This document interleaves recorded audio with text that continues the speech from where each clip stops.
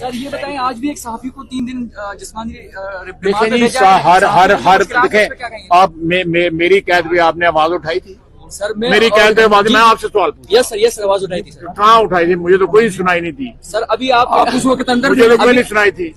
अभी आप नहीं, अंदर भी बात पहुंच जाती है, जी, ऐसी कोई गल नहीं है। सर मेरी बात सुने, सहाफी जो है इस मुल्क के शहरी हैं जी। और इस मुल्क का जो है वो कानून उन पे लागू होगा। जी सर। सहाफी जो है वो कानून से बालातर नहीं है। जिस तरह हर मुल्क में सहाफियों के जो कानून की खिलाफ वर्जी करते हैं तो उन पर कानून जो है एप्लीकेबल होता है। इस तरह जो है ना कम्युनिटी ना ले प्लीज। इस मुल्क में कोई तबका जो है वो कानून से बालातर नहीं। आजादी पर पाबंदी तो नहीं होगी सर?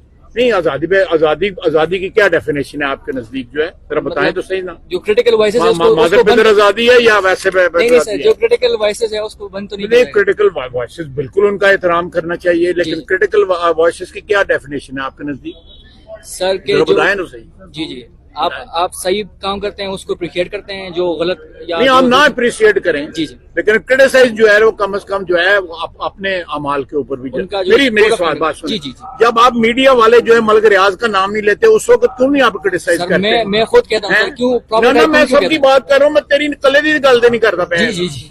मलिक रियाज का जब नाम देते हो जी जो एड्स के लिए जो है तुम मरते हो, तुम लोग जो है सारे मीडिया हाउसेज जो है जिन्हें जितने बड़े एड्स देने वाले उनके खिलाफ बोलते हो। ये मीडिया हाउसेज जो जिनके पास आगे हुए हैं अब जो है प्रॉपर्टी टाइकून्स के पास आगे हुए हैं, या प्रॉपर्टी टाइकून्स उनके यरगमाल बन गए हुए हैं या खुद उन्होंने मीडिया हाउसेज खोल लिए हुए हैं। उसके बाद